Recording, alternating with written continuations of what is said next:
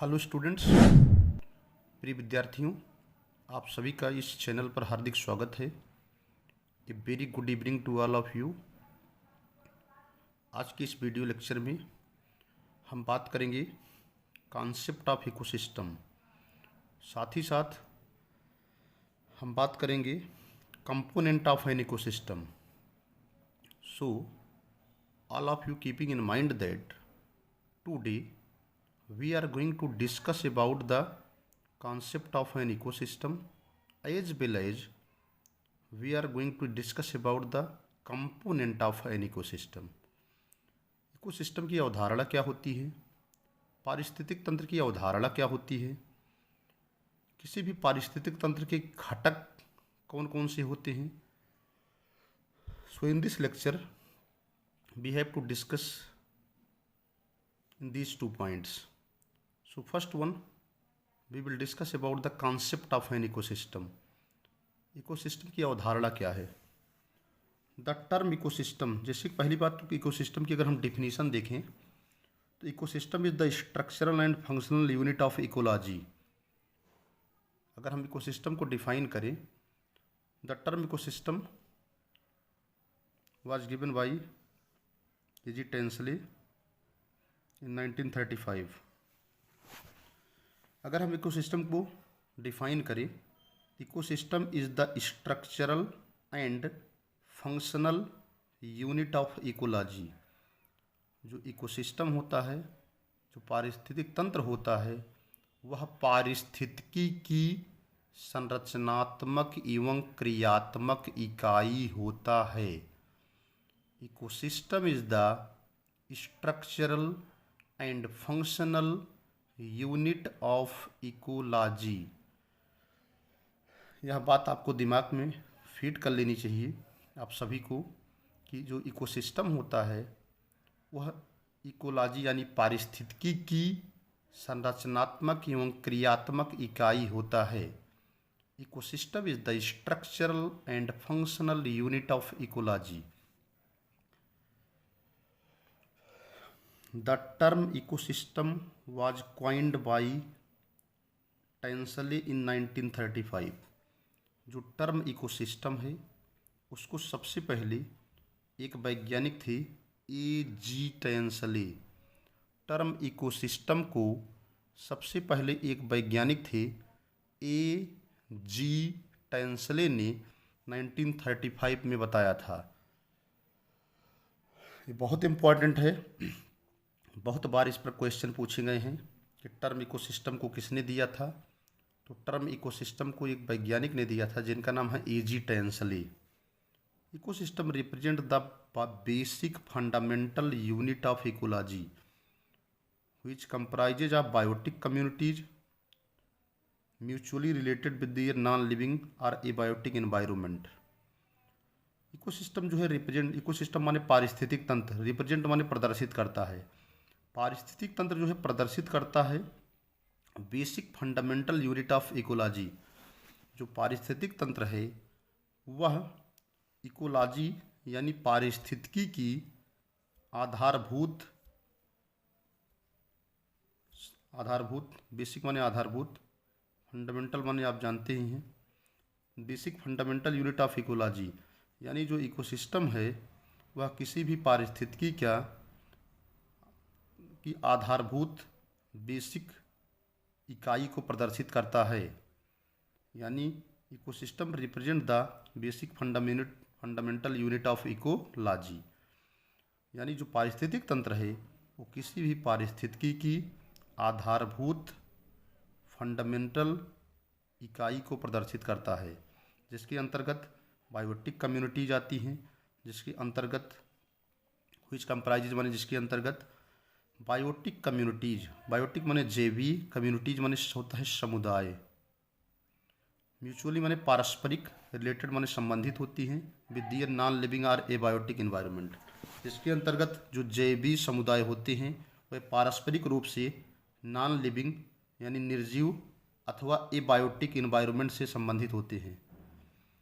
Abiotic community, abiotic community ये माने एक, बायोटिक कम्युनिटी माने जैवीय समुदाय, एक जो जैवीय समुदाय होता है और इसके जो एबायोटिक इन्वायरमेंट होते हैं, जैसे कोई जैवीय समुदाय होगा तो उसके आसपास जो होंगे अजैवीय पर्यावरण होंगे, आपस में मिल करके बनाते हैं ecosystem. Together represents an ecosystem. यानी अगर कोई इकोसिस्टम बनेगा, अगर किसी भी इकोसिस्टम का निर्माण होगा तो बायोटिक कम्युनिटी होगी, जैवीय समुदाय होगा, और जो जैवीय समुदाय होगा वह एबायोटिक इन्वायरमेंट से इंटरैक्ट करेगा, अजैविक पर्यावरण से इंटरैक्ट करेगा। यानी जैविक और अजैविक आपस में मिलकर प्रदर्शित करते हैं इकोसिस्टम।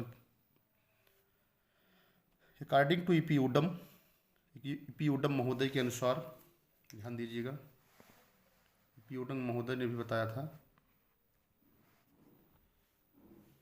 ईपीओडम महोदय ने क्या बताया? According to E P Odum, an ecosystem is a natural functional unit of ecology. E P Odum महोदय के अनुसार an ecosystem is a natural functional unit of ecology comprising living organism and their non living environment.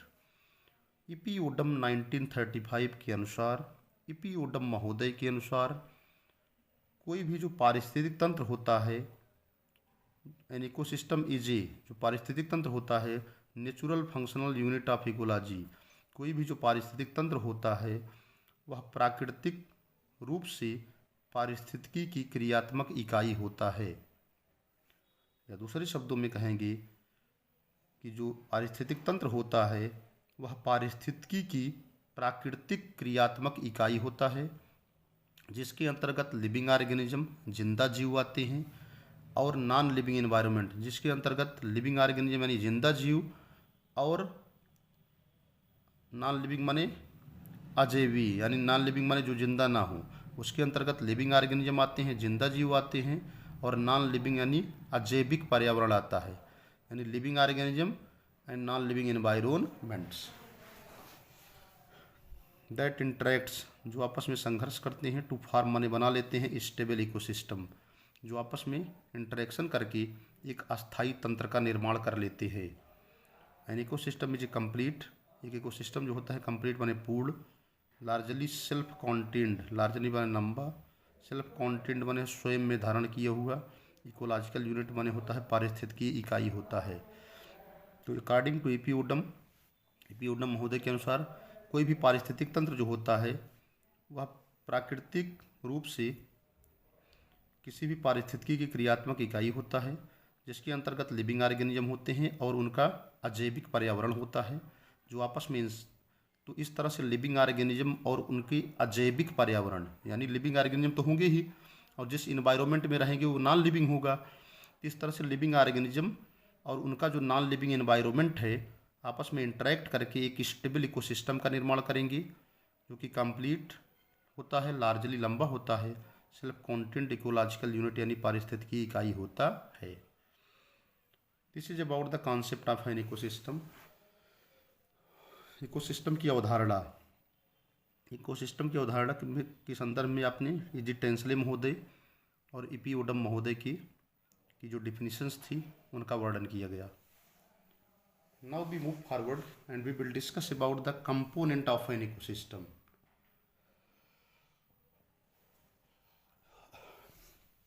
अब बात करेंगे कि इकोसिस्टम के components क्या क्या होते हैं। ठीक है, कंपोनेंट्स का जहाँ तक क्वेश्चन है ध्यान दीजिए। कंपोनेंट माने होता है घटक, इन इकोसिस्टम माने पारिस्थितिक तंत्र की, पारिस्थितिक तंत्र के घटक। एन इकोसिस्टम कंप्राइजेज, पारिस्थितिक तंत्र जो होता है कंप्राइजेज माने मिलकर बना होता है, ऑफ द एबायोटिक कंपोनेंट। कोई भी पारिस्थितिक तंत्र जो होता है वो अजैविक घटक से मिलकर बना होता है, in the form of environment, पर्यावरण के रूप में, एंड बायोटिक कंपोनेंट, और जैविक घटक से मिलकर बना होता है, in the form of organism, जीवों के रूप में, फॉर्म माने स्वरूप, ऑर्गेनिज्म माने जीव। तो इस तरह से कोई भी जो इकोसिस्टम होता है वो दो कंपोनेंट से मिलकर बना होता है। पहले को कहते हैं एबायोटिक, जो पर्यावरण के रूप में होता है, और दूसरा कहते हैं बायोटिक कंपोनेंट, जैविक घटक, जो कि ऑर्गेनिज्म के रूप में होता है। ठीक है, अब हम वन बाय वन डिस्कस करते हैं आगे। इधर देखिए नंबर 1। अब एबायोटिक कंपोनेंट्स की बात करते हैं। देखिए abiotic components of the environment, इस तरह से जो इकोसिस्टम होता है वो दो कंपोनेंट्स से मिलकर बना होता है। पहले का नाम है बायोटिक, एबायोटिक, और दूसरा का नाम है biotic.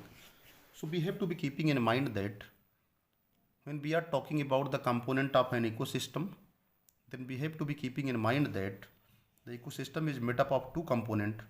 First one is known as abiotic component of the environment, in which environments are found, and second one is the biotic components, in which the living organisms are found. So the first one is the abiotic component of the environment. अब हम बात करेंगे किसी पर्यावरण के अजैविक घटक की। इन्वायरमेंट और एबायोटिक कंपोनेंट, पर्यावरण अथवा जो अजैविक घटक होते हैं, कंप्राइजेज माने मिलकर बने होते हैं किससे?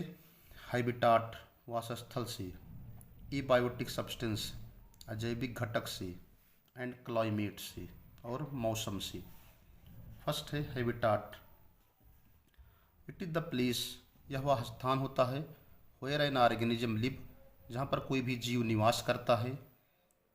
हैबिटाट वह प्लेस होता है, हैबिटाट वह स्थान होता है जहाँ पर कोई भी ऑर्गेनिज्म, जहाँ पर कोई भी जीव निवास करता है।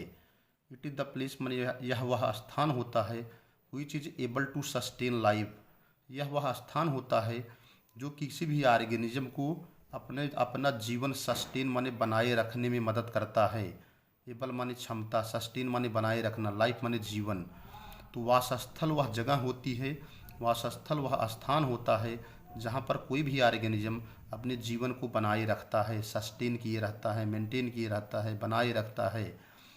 इट में भी एक्वेटिक, यह जलीय हो सकता है, सचेज माने जैसे कि पांड, अथवा लेक माने झील हो सकता है, डिटेज माने नाली या खाई हो सकती है, सी हो सकता है समुद्र हो सकता है, रिवर माने नदी हो सकती है। आर माने अथवा टेरेस्ट्रियल हैबिटाट हो सकता है, स्थलीय वासस्थल हो सकता है जैसे कि फॉरेस्ट है, जंगल है, विलेज है, गांव है, क्रॉप लैंड है, फसल का मैदान है, etc. The ecosystem is named accordingly on the basis of the habitat. Ecosystem का जो नाम रखा जाता है वह वासस्थल के आधार पर रखा जाता है। अब देखिए आगे नेक्स्ट है abiotic substance. These are essential component of the ecosystem. यह पारिस्थितिक तंत्र के जो है महत्वपूर्ण घटक होते हैं। दीज इंक्लूड्स माने इसके अंतर्गत आते हैं सबस्ट्रेटम, सबस्ट्रेटम माने सतह, सॉयल मिट्टी, मिनरल्स जैसे कैल्शियम है, pH hydrogen ion concentration, oxygen and carbon dioxide. अगला है क्लाइमेट। क्लाइमेट बहुत इंपॉर्टेंट है। दीज इंक्लूड टेम्परेचर, इसके अंतर्गत तापमान, लाइट, विंड, ह्यूमिडिटी आर्द्रता, रेन वर्षा, etc. एबायोटिक कंपोनेंट इन्फ्लुएंसेस, अजैविक घटक जो होते हैं इन्फ्लुएंसेस माने प्रभावित करते हैं। द डिस्ट्रीब्यूशन माने वितरण, behaviour, distribution behaviour and structure of organism. जो एबायोटिक कंपोनेंट होते हैं वो किसी भी ऑर्गेनिजम्स की वितरण और distribution, behaviour and structure of organism, किसी भी ऑर्गेनिज्म के वितरण को और उसकी स्ट्रक्चर यानी संरचना को प्रभावित करते हैं। कुल मिला के क्लाइमेट्स जो होते हैं जिसको हम मौसम कहते हैं, इसके अंतर्गत आते हैं तापमान, प्रकाश, विंड, हवा, ह्यूमिडिटी आर्द्रता, रेन वर्षा, etc. जो एबायोटिक कंपोनेंट्स होते हैं वो प्रभावित करते हैं किसी भी ऑर्गेनिजम्स के वितरण के व्यवहार को और ऑर्गेनिजम्स की संरचना को। ये हो गया एबायोटिक कंपोनेंट्स। तो आप लोग देख रहे हैं, all of you noted here that under the heading of abiotic components, first one is the habitat, second one is the abiotic substance, and third will be climate. Now we will discuss about the biotic components. The biotic component includes the three. Biotic माने होता है जैवीय, component माने होता है घटक। जैवीय घटक के अंतर्गत बायोटिक कंपोनेंट्स यानी जैविक घटक के अंतर्गत, इंक्लूड्स मैंने अंतर्गत 3 आते हैं, 3 आते हैं। नंबर 1 है प्रोड्यूसर, नंबर 2 है कंज्यूमर और नंबर 3 है डिकम्पोजर्स। प्रोड्यूसर माने उत्पन्न करने वाले, उत्पादक, कंज्यूमर्स माने उपभोक्ता, डिकम्पोजर्स माने अपघटनकर्ता। फर्स्ट की बात करेंगे प्रोड्यूसर्स, 1 बाय 1 तीनों की बात करेंगे। प्रोड्यूसर उत्पादक, और इनको ऑटोट्रॉफ कहते हैं। ऑटो माने स्वयं, ट्रॉफ मीन्स होता है सेल्फ, जो स्वयं अपना भोजन बनाते हैं उनको ऑटोट्रॉफ्स कहते हैं। उनको उत्पादक कहते हैं। सेल्फ नरिशमेंट, ऑटोट्रॉफ 2 शब्द से बना है, ऑटो बराबर सेल्फ और ट्रॉफ माने सेल्फ नरिशमेंट, जो स्वयं अपना भोजन बनाए वो कहते हैं ऑटोट्रॉफ्स। तो पहला है प्रोड्यूसर और ऑटोट्रॉफ। इसके अंतर्गत आते हैं green plant, these are green plants of the ecosystem. इसके अंतर्गत पारिस्थितिक तंत्र के हरे पौधे आते हैं with the help of chlorophyll, chlorophyll की मदद से। ग्रीन प्लांट जो हरे पौधे होते हैं, इंट्रैप, इंट्रैप माने फंदे में फंसाना, जो ग्रीन प्लांट्स होते हैं इंट्रैप माने फंदे में फंसा लेते हैं द लाइट एनर्जी माने सूर्य की ऊर्जा को, यानी सूर्य से आने वाली ऊर्जा को अपने फंदे में फंसा लेते हैं। एंड बाइंड्स इट, और उससे जुड़ जाते हैं। बाय सिंथेसाइजिंग कार्बोहाइड्रेट, और उस कार्बोहाइड्रेट का संश्लेषण करते हैं from the simple organic compound, from the simple inorganic compound होगा। सिंपल इनऑर्गेनिक कंपाउंड जैसे कार्बन डाइऑक्साइड है, वाटर है, इससे जो होते हैं ऑर्गेनिक कंपाउंड का संश्लेषण करते हैं, यानी कार्बोहाइड्रेट का संश्लेषण करते हैं, और जिस प्रोसेस के द्वारा करते हैं उसको कहते हैं फोटोसिंथेसिस। ठीक है। So we have to be keeping in mind that producer और autotrophs are known as those green plants of the ecosystems. They are going to synthesize the organic food material with the help of the inorganic substances by the process of photosynthesis with the help of the chlorophyll. ठीक है, आगे बात करते हैं। Now we move forward and we will discuss again. आगे है next, देखिए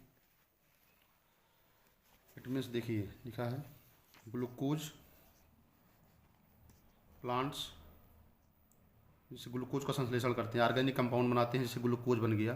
plant form the complex organic compound, पौधे जो होते हैं जटिल कार्बनिक कंपाउंड का निर्माण करते हैं, जैसे स्टार्च है, प्रोटीन है, लिपिड है।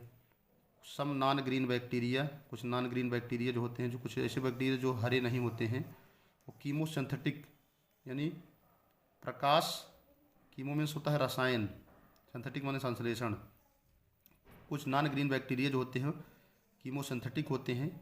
दे सिंथेसाइज दियर ओन फूड, वे अपने भोजन का संश्लेषण कीमोसिंथेसिस प्रोसेस के द्वारा करते हैं from the simple inorganic compound, साधारण इनऑर्गेनिक कंपाउंड से करते हैं। कुल मिला के कुछ ऐसे बैक्टीरिया होते हैं जो हरे नहीं होते हैं, नॉन ग्रीन बैक्टीरिया होते हैं, वे कीमोसिंथेटिक प्रोसेस के द्वारा सिंपल इनऑर्गेनिक कंपाउंड से अपने भोजन का संश्लेषण करते हैं। तो हो गया प्रोड्यूसर। नंबर 2 है कंज्यूमर्स, ध्यान दीजिएगा। सेकंड है कंज्यूमर्स, उनको हेट्रोट्रॉफ्स कहते हैं। हेट्रो मीन्स होता है डिफरेंट, ट्रॉफ्स मीन्स होता है फीडर। कंज्यूमर वह होते हैं, कंज्यूम माने उपभोक्ता कहते हैं। हेट्रोट्रॉफ्स इनको क्यों कहते हैं? इनको परपोषी कहते हैं, क्योंकि जो इनको परपोषी इसलिए कहते हैं क्योंकि जो भी भोजन प्रोड्यूसर बनाते हैं उनका ये भक्षण कर लेते हैं, इसीलिए इनको कंज्यूमर कहा जाता है, इसीलिए इनको हेट्रोट्रॉफ कहा जाता है, इसीलिए इनको परपोषी कहा जाता है। दीज आर हेट्रोट्रॉफिक ऑर्गेनिज्म, ये परपोषी जीव होते हैं। इट मीन्स एनिमल, ये परपोषी होते हैं। Which are also called micro consumer, इनको माइक्रो माने लार्ज, कंज्यूमर माने होता है उपभोक्ता, इनको बड़े उपभोक्ता कहा जाता है। दीज इंगेस्ट, ये अंतर्ग्रहित कर लेते हैं दियर फूड माने अपने भोजन को। सो दे आर कॉल्ड फाइगोट्रॉफ्स, इनको फाइगोट्रॉफ्स भी कहा जाता है। फाइजीन बराबर to eat. Consumers are of the following 3 type, consumer भी 3 तरह के होते हैं। ठीक है, पहला है हर्बीवोर्स आर प्राइमरी कंज्यूमर, शाकाहारी होते हैं। फर्स्ट ABC करके 3 कैटेगरी है। फर्स्ट है हर्बीवोर्स, शाकाहारी, और उनको प्राइमरी कंज्यूमर कहते हैं अथवा उनको प्राथमिक उपभोक्ता कहते हैं। दीज आर एनिमल्स, तो शाकाहारी अथवा जो प्राथमिक उपभोक्ता होते हैं उनके अंतर्गत क्या होते हैं? दीज आर एनिमल्स, इनके अंतर्गत जंतु आते हैं। The primary consumers of the ecosystem, किसी भी पारिस्थितिक तंत्र के जो प्राथमिक उपभोक्ता होते हैं, किसी भी पारिस्थितिक तंत्र के जो प्राथमिक उपभोक्ता होते हैं उनके अंतर्गत आते हैं रैबिट, खरगोश, डियर, हिरन, गोट, बकरी, कैटल माने ग्रेजिंग चरने वाले animal, grasshopper, etc are the herbivores of the terrestrial ecosystem. ये सारे के सारे जो होते हैं ये किसी भी स्थलीय पारिस्थितिक तंत्र की शाकाहारी होते हैं। एंड क्रस्टेशियन, आप जानते हैं क्रस्टेशियन क्लास क्रस्टेशिया में आता है, फाइलम मोलस्का, मोलस्कन है, प्रोटोजोआ है, and many fishes are the herbivores of the aquatic ecosystem. ये सब हर्बीवोरस होते हैं जलीय पारिस्थितिक तंत्र की। दूसरा है सेकेंडरी कंज्यूमर, ठीक है। These are the primary carnivores, जो सेकेंडरी कंज्यूमर होते हैं वो हमेशा प्राथमिक मांसाहारी होते हैं। जैसे क्योंकि ये खाएंगे रैबिट को, डियर को, क्रस्टेशियन को, तो secondary consumers are always the primary carnivores. इस बात को हमेशा याद रखिएगा, secondary consumers are always the primary carnivores. जो सेकेंडरी कंज्यूमर होते हैं प्राइमरी कार्निवोर्स होते हैं। व्हिच ईट हर्बीवोर्स, व्हिच माने जो कि, ईट माने भक्षण करते हैं, किसका भक्षण करते हैं, हर्बीवोर्स का भक्षण करते हैं, जो कि शाकाहारी का भक्षण करते हैं। जैसे फ्रॉग है, फॉक्स है, सेंटीपीड है, फिशेस हैं, प्रेडेटरी बर्ड है, शिकार करने वाली पक्षियां हैं, लायन हैं, टाइगर हैं। ये सब एग्जाम्पल है किसके, द्वितीयक उपभोक्ता के। ये सारे जो होते हैं सेकेंडरी कंज्यूमर होते हैं लेकिन प्राथमिक मांसाहारी होते हैं। ये हर्बीवोरस ऑर्गेनिज्म का भक्षण करते हैं, शाकाहारी जीवों का भक्षण करते हैं, इसीलिए इनको सेकेंडरी कंज्यूमर कहा जाता है। आगे है tertiary consumer, these are secondary carnivores, ये द्वितीयक मांसाहारी होते हैं। Which eat the secondary consumer, जो द्वितीयक, दीज आर सेकेंडरी कार्निवोर्स, ये द्वितीयक मांसाहारी होते हैं। Which eat the secondary consumer, जो द्वितीयक उपभोक्ता का भक्षण करते हैं। एग्जाम्पल जैसे snake eat the insectivorous frog, जैसे कि सांप जो होता है इंसेक्ट खाने वाले फ्रॉग का भक्षण करता है। जैसे कि जो सांप है वो फ्रॉग का भक्षण करता है, तो फ्रॉग क्या है, फ्रॉग इंसेक्ट का भक्षण करता है, तो फ्रॉग तो इंसेक्टिवोरस है, फ्रॉग ऑलरेडी इंसेक्ट को खाता है, तो फ्रॉग तो प्राइमरी कार्निवोरस है। लेकिन फ्रॉग को खाने वाला जो स्नेक है वो क्या है, सेकेंडरी कार्निवोर्स है। सेकेंडरी कार्निवोर्स तो है बट वो टर्शियरी क्या है, कंज्यूमर है। इस तरह लास्ट में है डिकम्पोजर्स, थर्ड हो गया। डिकम्पोजर्स का मतलब अपघटनकर्ता, आर रिड्यूसर कहते हैं इनको, रिड्यूसर माने कम करने वाले। बैक्टीरिया है, फंजाई हैं, स्लाइम मोल्ड्स हैं, are the decomposer or reducers of the ecosystem. Bacteria, fungi, moulds ये जो होते हैं डिकम्पोजर माने अपघटनकर्ता अथवा रिड्यूसर्स माने कम करने वाले होते हैं पारिस्थितिक तंत्र की। They obtain their food by breaking the complex organic compound. They माने वह, ऑब्टेन माने प्राप्त करते हैं, देयर फूड माने अपने भोजन को, बाय ब्रेकिंग माने तोड़ते हुए, कॉम्प्लेक्स ऑर्गेनिक कंपाउंड वह जटिल कार्बनिक पदार्थों को तोड़ते हुए अपने भोजन को प्राप्त करते हैं। जैसे जटिल कार्बनिक कंपाउंड है, प्रोटीन है, फैट है, कार्बोहाइड्रेट है। जैसे कोई ऑर्गेनिज्म मर गया, डेड हो गया, चाहे प्लांट हो चाहे एनिमल हो, वो मिट्टी में जाएगा, मिट्टी में सड़ेगा, सड़ने के बाद उसका डिकम्पोजिशन होगा, डिकम्पोज करेंगे बैक्टीरिया, बैक्टीरिया उसकी कॉम्प्लेक्स बॉडी को जो है डिकम्पोज कर देंगे, अपघटित कर देंगे। तो जो कॉम्प्लेक्स प्रोटीन है, कॉम्प्लेक्स कार्बोहाइड्रेट है, कॉम्प्लेक्स फैट है, वो कन्वर्ट हो जाएगा सिंपलर में। These are release in the atmosphere. उसके बाद वो सिंपल कंपाउंड जो है एटमॉस्फियर में रिलीज हो जाएंगे and utilise by the producer. बाद में फिर प्रोड्यूसर उनको यूटिलाइज करते हैं, उनका उपभोग करते हैं, किसके लिए, for the synthesis of the organic food. फिर उसके बाद वो सिंथेसाइज करते हैं। तो जो जैसे मान लीजिए कोई कॉम्प्लेक्स कंपाउंड है, जैसे मान लीजिए कोई ऑर्गेनिज्म की डेथ हो गई तो उसकी बॉडी में कॉम्प्लेक्स प्रोटीन है, फैट है, कार्बोहाइड्रेट है, उसको डिकम्पोज करेंगे, उसको सड़ाएंगे, सड़ जाएगी बॉडी। तो जब बॉडी सड़ेगी तो डिकम्पोज हो जाएगी, तो सिंपलर का ऑर्गेनिक कंपाउंड में कन्वर्ट हो जाएगी और मिट्टी में मिल जाएगी। तो वहाँ पर जो प्रोड्यूसर उगेंगे, जो प्लांट्स उगेंगे, जो ग्रो करेंगे, तो उनको एनर्जी मिलेगी, ठीक है। तो they are utilise by the producer for the synthesis of organic food. उसके बाद प्रोड्यूसर उसको यूटिलाइज कर लेंगे उस सिंपलर कंपाउंड का और ऑर्गेनिक फूड का संश्लेषण करेंगे। The decomposers are also called micro organisms. Decomposers को माइक्रो ऑर्गेनिजम्स के नाम से ही भी जाना जाता है और उनको सैप्रोट्रॉप भी कहते हैं। सैप्रोट्रॉप्स क्यों कहते हैं? क्योंकि वो सड़े गले पदार्थों से अपना भोजन प्राप्त करते हैं। ठीक है। माइक्रो कंज्यूमर्स क्या होते हैं? Consume some amount of energy from the plant. These are also called mineralisers. इनको मिनरलाइजर्स कहते हैं। मिनरलाइजर्स यानी जो मिनरल्स होते हैं उनको रिलीज करते हैं। And the breaking down of complex organic compound, और जो जटिल ऑर्गेनिक कंपाउंड है उसको ब्रेक डाउन कर देते हैं, उसको तोड़ देते हैं इनटू द सिंपलर वन। और जो जटिल ऑर्गेनिक कंपाउंड होता है, जटिल कार्बनिक यौगिक होता है, उसको साधारण में तोड़ देते हैं, इसीलिए इनको मिनरलाइजर्स कहते हैं। और इस प्रोसेस को कहते हैं मिनरलाइजेशन। ठीक है। इसको देखिए, यहाँ पर सोलर एनर्जी है, यहाँ से सोलर एनर्जी आती है ग्रीन प्लांट के पास। During conversion minerals also release. Conversion के समय मिनरल रिलीज होते हैं। ड्यूरिंग ब्रेकडाउन के समय सच जैसे पोटेशियम है, सोडियम है, फास्फेट है, ये जो है सॉइल में मिलते हैं। इसीलिए जो डिकम्पोजर्स होते हैं उनको मिनरलाइजर्स भी कहा जाता है। सोलर एनर्जी आती है ग्रीन प्लांट के पास। तो जो ग्रीन प्लांट्स होते हैं इस सोलर एनर्जी का 5 से 10% सोलर एनर्जी को यूटिलाइज कर लेते हैं, उपयोग कर लेते हैं और बना लेते हैं ऑर्गेनिक फूड मटेरियल, जैसे आपका कार्बोहाइड्रेट है। फिर इस एनर्जी का 10% हर्बीवोरस एनिमल यानी प्राइमरी कंज्यूमर उपभोग करते हैं।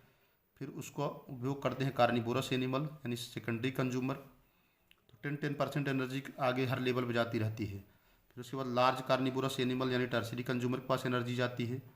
और फाइनली जो होते हैं लार्ज कार्निवोरस एनिमल जो होते हैं, जो डेड हो जाते हैं, डिकम्पोजर्स उनको डिकम्पोज कर देते हैं और एनर्जी इन्वायरमेंट में अगेन मिल जाती है, पुनः आ जाती है। तो food relation of various living organism in an ecosystem, इस तरह से इसमें फूड रिलेशनशिप दिखाया गया है डिफरेंट ऑर्गेनिजम्स का इन एन इन्वायरमेंट्स। जैसे सोलर एनर्जी है, सूर्य की ऊर्जा है, सूर्य की ऊर्जा रेडिएंट एनर्जी के रूप में आती है। तो सारी की सारी ऊर्जाओं को जो है हमारे ग्रीन प्लांट्स एब्जॉर्ब नहीं करते हैं। और green plants absorb only 5 to 10% of the energy that is release by the sun. They are going to synthesise the organic food material due to the process of the photosynthesis, as like there is the synthesis of the glucose that is the organic food compound from the simpler inorganic ones। तो उसको फिर herbivorous लेते हैं, herbivorous को खाते हैं carnivorous. इस तरह से ऊर्जा ट्रांसफ़र होती रहती है। कार्निवोरस से जो है लार्ज कार्निवोरस एनिमल के पास एनर्जी आ जाती है। बाद में सारे ऑर्गेनिज्म की डेथ होगी तो उनको डिकम्पोज करते हैं डिकम्पोजर्स। अपघटन करता है, इसमें बैक्टीरिया होते हैं। और जो कॉम्प्लेक्स फूड मटेरियल होते हैं, प्रोटीन, फैट और कार्बोहाइड्रेट होते हैं, वो पर्यावरण में मिल जाते हैं। इस तरह से food relation of various living organism in an ecosystem. आगे है ट्रांसफार्मर्स। ट्रांसफार्मर के बारे में वैज्ञानिक थे क्लार्क ने जो है रिकॉग्नाइज मैंने पहचान किया था सम फॉर्म ऑफ बैक्टीरिया के कुछ स्वरूप ऐसे होते हैं जिनको हम ट्रांसफार्मर कहते हैं। ट्रांस माने चेंज, फार्म माने स्वरूप। बैक्टीरिया के कुछ स्वरूप क्लार्क नामक वैज्ञानिक ने पहचान किया था। बैक्टीरिया के कुछ स्वरूप ऐसे होते हैं इनको ट्रांसफार्मर कहते हैं। दीज एक्ट अपॉन, दीज माने एक्ट माने कार्य करते हैं, अपॉन माने पर द डिकम्पोज्ड सब्सटेंस, ये अपघटित होने वाले पदार्थों पर एक्शन करते हैं, अपघटित होने वाले पदार्थों पर क्रिया करते हैं। एंड ट्रांसफार्म माने उनको चेंज कर देते हैं into the various form of the organic and inorganic substance. तो इस तरह से जो ट्रांसफार्मर होते हैं वे अपघटित होने वाले पदार्थों पर क्रिया करते हैं और उनको विभिन्न कार्बनिक और अकार्बनिक पदार्थों में तोड़ देते हैं। So this is all about the component of the ecosystems. That's what this is the about the various components of the ecosystem। उसमें देखिए एसेंशियल कंपोनेंट है, नॉन एसेंशियल कंपोनेंट है। ठीक है। Principal step of a self sufficient ecosystem, ये light आती है, इसको ग्रीन प्लांट एब्जॉर्ब करेंगे, ग्रीन प्लांट्स भोजन बनाएंगे। They are going to manufacture the organic food material due to the process of the photosynthesis. Green plants से energy लेगा herbivores, green plants से पैरासाइट भी अटैच हैं, because they also taking the energy from the green plants. इसके बंजर माने होता है साफ सफाई करने वाले मेहतर हैं, सेप्रोफाइट्स हैं, ये सब ग्रीन प्लांट से जुड़े हुए हैं। हर्बीवोरस से एनर्जी लेगा कार्निवोरस, कार्निवोरस से भी पैरासाइट जुड़े हैं। इसके बंजर भी कार्निवोर से जुड़े हैं, कार्निवोर से सेप्रोफाइट्स भी जुड़े हैं। तो सारे के सारे हर्बीवोर्स पैरासाइट, इसके बंजर और सेप्रोफाइट की डेथ होगी, डिकम्पोज होंगी। तो इस तरह से ये ग्रीन प्लांट जो है फोटोसिंथेसिस करेंगे न्यूट्रिएंट्स के रूप में, ऑर्गेनिक रिच कंपाउंड, ये नॉन लिविंग कंपोनेंट हो जाएगा। और यहाँ तक कहीं हो गया ट्रांसफार्मर। तो ऊपर वाला जो हो गया प्रोड्यूसर, नीचे वाला कंज्यूमर, और टोटल हो गया लिविंग कंपोनेंट्स। तो इसमें ये दिखाया गया है एसेंशियल कंपोनेंट और नॉन एसेंशियल कंपोनेंट। एसेंशियल में आपका लाइट ग्रीन प्लांट है, नॉन एसेंशियल में हर्बीवोरस, पैरासाइट, स्कैवेंजर, सेप्रोफाइट, ये सब हैं। टोटल चाहे ग्रीन प्लांट हों, चाहे ये हर्बीवोरस, पैरासाइट, स्कैवेंजर, ये सेप्रोफाइट हैं, सबकी डेथ के पश्चात सबको डिकम्पोज करेंगे डिकम्पोजर, और ट्रांसफार्मर माने चेंज कर देंगे इनको सिंपल एनर्जी में। This is the living components.